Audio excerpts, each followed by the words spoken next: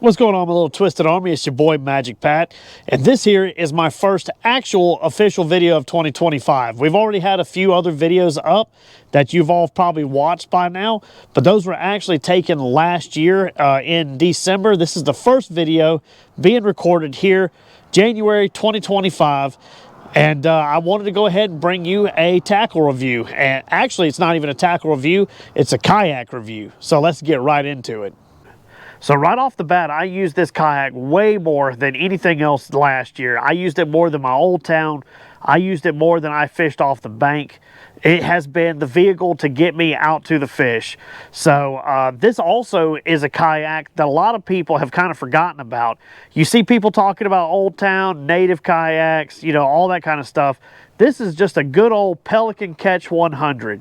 And you can see right here, I have put this poor kayak through the paces.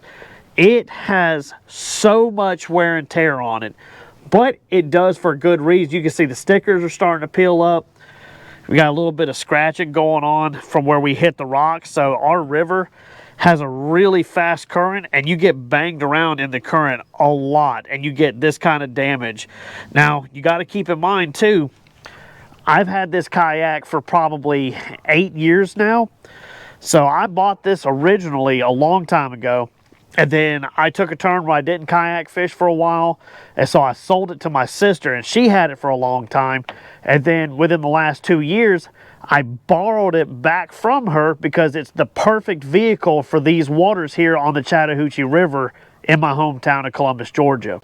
You can also see that after 8 years of use, the cord back here no longer stretches. It's basically frail. You can just about pull it and it'll pop loose. But this is the original cord on here. Everything on this kayak is original. I have not had to change anything on this in 8+ years, or however long I've had it. I know I had it longer than 6 years, I'll tell you that much. Now, it's nothing super fancy. We're going to go ahead and get that out of the way. This Catch 100 is just a beginner style kayak, I like to call it.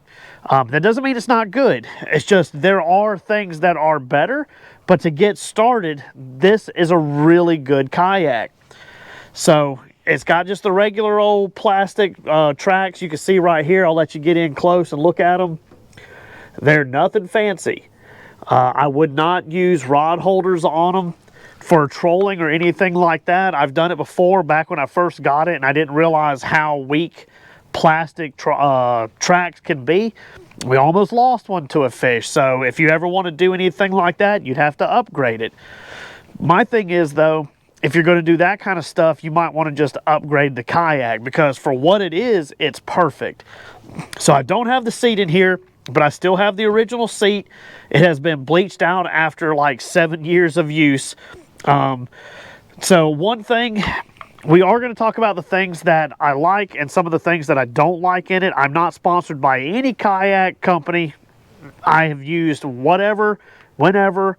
Nobody has told me what I can and can't say, so I'm going to say the things that are good and the things that are bad about this. And I want to go ahead and start with one that's kind of like in the middle, really. It's could be good, could be bad. So this kayak, and this is the older version. They have a newer version out now, but this older one, it's about 58 pounds.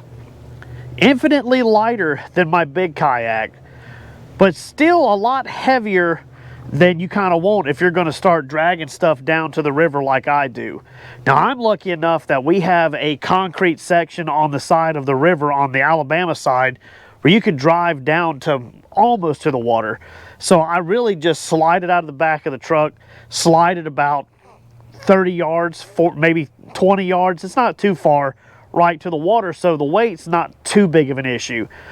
But if you're putting this thing on the top of your car, 58 pounds doesn't sound like a lot, but if you slip up and this thing bangs into your vehicle, it's going to leave some damage.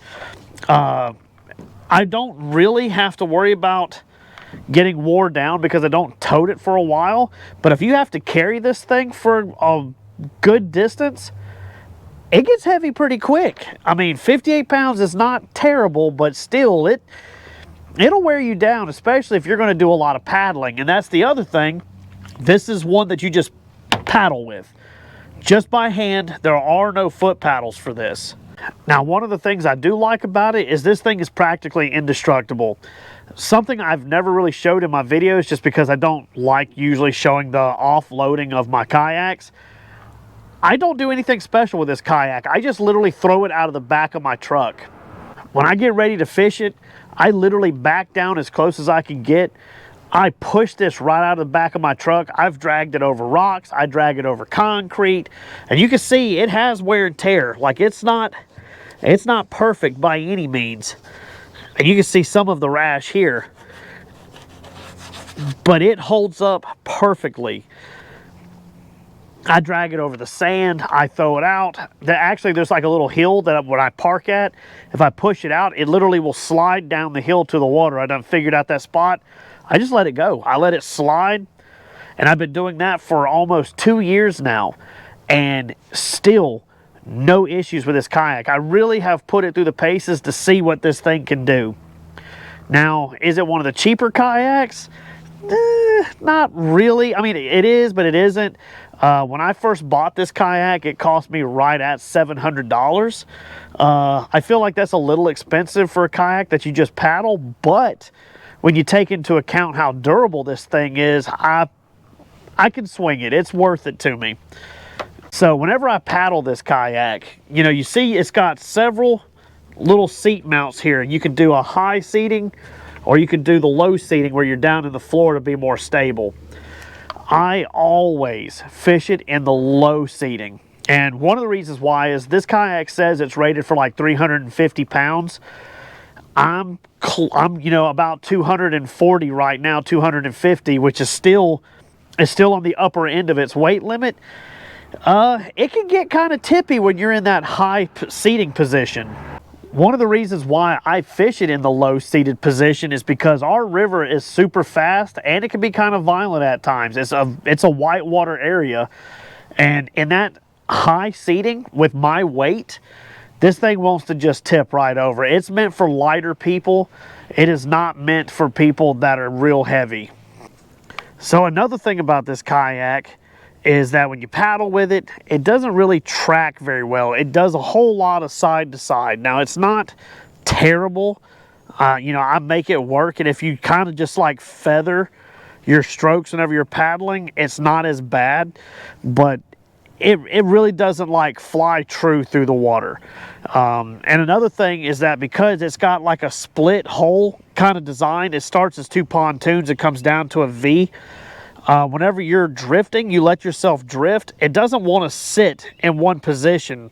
Some of my other kayaks I've used, you can kind of just like let yourself drift with the current, and you can just kind of cast as you go.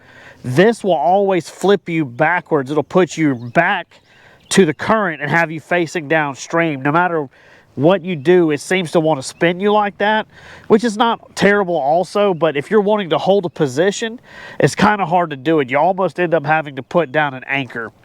Now, the only modification I did do to this kayak, that reminded me, is that I did put a trolley kit on it so that I could do that exact thing. If I wanted to fish a certain area, I could drop an anchor, position myself, and then I'm fine. But as far as letting myself drift, it will always turn your back to the current and have you drifting facing down.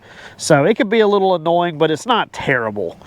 Another issue that I have with it is that they say you can stand up in this kayak, and you probably can, but once again, being a heavier person, y'all know your boy Pat's on the heavier side. We're losing weight, and the more weight that I lose, the better stuff like this gets. But for right now, there's no way I can stand in this kayak. Even like I said earlier, sitting in the high seated position, I feel like I'm just going to tip over, and like when I'm paddling in the wind, it gets even worse. So I stay seated and I stay in that lower seated position. Now, I will say this thing, the seat that comes with it is incredibly comfortable. I fish all day with it without getting my, sore back or anything.